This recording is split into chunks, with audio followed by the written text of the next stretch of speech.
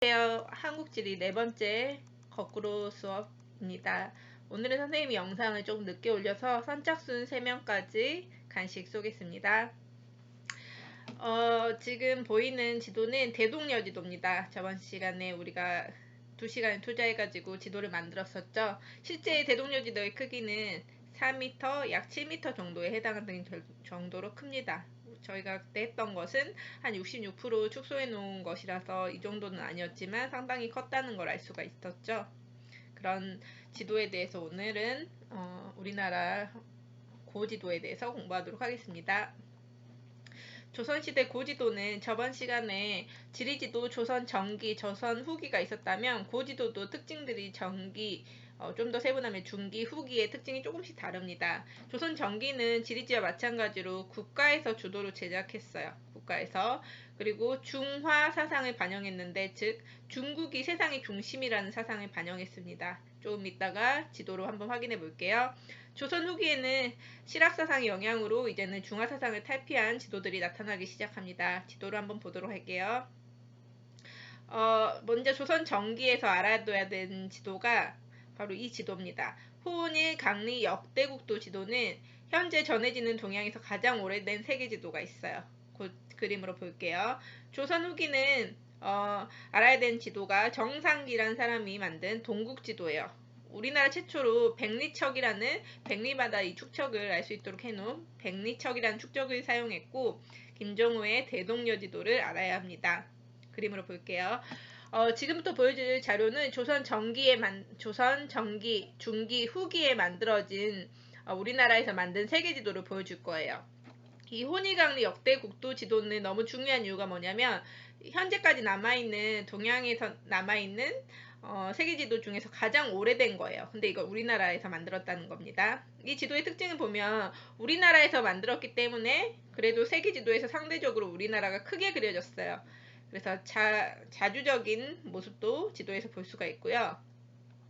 이 가운데 있는 나라가 바로 중국입니다. 그래서 중국을 지도 중앙에 크고 완전 자세하게 표현을 했기 때문에 이 지도만 보더라도 우리나라에서 만들었는데 중국을 제일 크게, 그리고 가운데 넣었잖아요. 중국이 세상의 중심이라는 중화사상을 반영하고 있습니다. 그 외에도 유럽이나 아프리카 정도의 대륙은 그려져 있습니다. 뭐 이런 곳들이 있다는 거 넘어가겠습니다.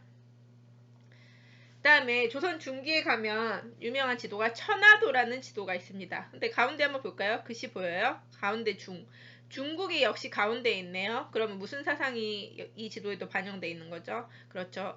중화 사상이 반영되어 있습니다. 그래서 조선 중기에도 여전히 중화 사상이 만연해 있었다라는 걸 알 수 있고, 여기 보면은 안에 있는 대륙, 네 대륙, 그 다음에 안에 있는 바다, 내해, 외대륙, 외해, 뭐 이런 식으로 지도가 표현되어 있는데, 이 천하주는 좀 특징이 뭐냐면 이런 섬들을 보면은 상상의 섬들이 많이 있어요. 뭐 예를 들자면 여자만 살고 있는 여자도, 뭐 이런 식으로 상상의 섬들이 있어요.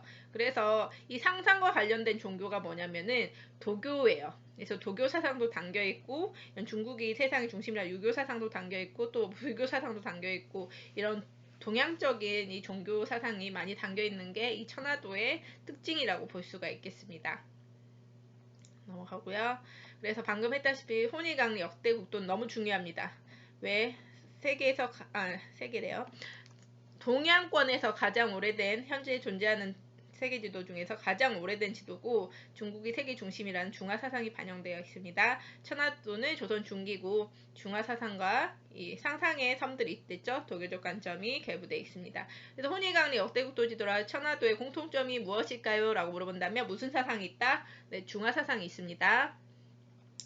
그러다가 조선 후기 되면은 지구 전후도라는 세계지도를 우리나라에서 그리게 되는데요. 볼까요? 지구 앞모습인 지구 전도, 지구 뒤쪽인 지구 후도, 이렇게 지구 전과 앞뒤가 다 있는 지구 전후도라는 세계지도가 등장하게 됩니다. 그러면 세계의 중심이 어떻게 그렸는지 볼까요? 여기 중심에 중국 있나요? 중국 없죠. 즉 조선 후기부터는 이제 중화 사상에서 벗어나는 모습을 보여주고 있는 것을 지도를 통해서도 알 수가 있습니다. 그리고 가장 우리가 심혈을 기울여서 만들었던 이 대동여지도는 너무 중요하니까 좀 더 보도록 할게요. 대동여 지도는 세계 지도가 아니고 우리나라를 그린 지도죠. 약 4m, 7m인데 우리가 그때 조마다 한 줄씩 이렇게 이어 붙였잖아요. 총 몇 줄이 있냐면 총 22줄.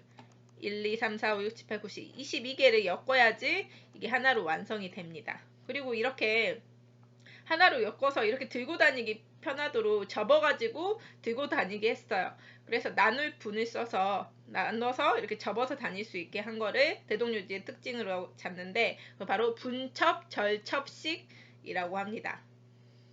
그 다음에 우리나라 그냥 평소에 보는 지도에도 무슨 표시 같은 게 많이 돼 있잖아요. 예를 들자면은 뭐 지도 이런 표시가 돼 있다. 그러면 이게 학교라는 표시잖아요. 이런 것처럼 대동여 지도에도 이런 지도 기호들을 나타내는 표를 하나 만들어서 이 지도에서 어떤 기호들을 이렇게 썼는지를 보여주게 됩니다. 예를 들자면 여기 봉수 이런 표시가 있으면 봉수인데 이게 뭐냐면 외적이 많이 침입하고 그랬을 때 산성에서 이렇게 불을 피워가지고 적이 침입했음을 알리는 이런 봉수 같은 게 지도표로 있고 지도에도 그려져 있어요. 대동여지도.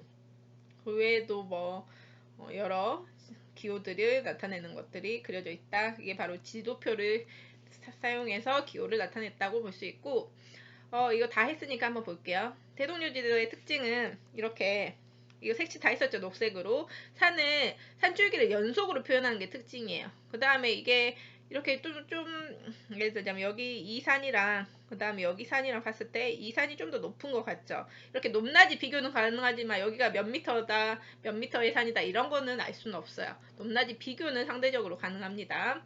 그 다음에 이렇게 직선인데 점점점점 이걸 방점이라고 했어요. 즉 도로에는 십리마다 방점을 그어가지고 이 거리를 알 수 있게 해놨습니다. 만약에 A부터 B가 이 지역이 몇 리나 될까요? 물어보면 몇 리일까요? 하나, 둘, 셋, 30리임을 알 수가 있죠. 그 다음 이 점점점 된 거 뭐였죠? 바로 행정구역을 구분하는 거였고요. 그 다음에 이런 곡선으로 된 거는 근데 쌍선 있고 단선이 있댔죠. 두 줄로 된 거는 배가 다니는 선, 한 줄이면 배가 못 다니는 하천이었다는 것을 기억하면 되겠습니다. 그래서 정리하면 대동요지도는 조선 후기 실학사상을 반영해서 특징들이 많이 있는데요. 대량으로 찍어내기 위해서 나무에다가 이제 도장처럼 이렇게 목판본을 활용해서 찍어낸 거라고 보면 될 것 같고요. 그 다음에 분첩 절첩식이라서 이렇게 접어서 다니기가 편했어요. 그 다음에 지도표를 통해서 기호를 사용했고 도로 십리마다 방점을 표현해서 표시해서 실제 거리 계산 가능하게 했고 점선을 통해서 행정구역을 구분했고요. 하천을 한 줄짜리 두 줄짜리 구분했죠. 즉 배가 다닐 수 있는 하천 아닌 하천으로 표시를 했습니다. 여기까지 하겠습니다.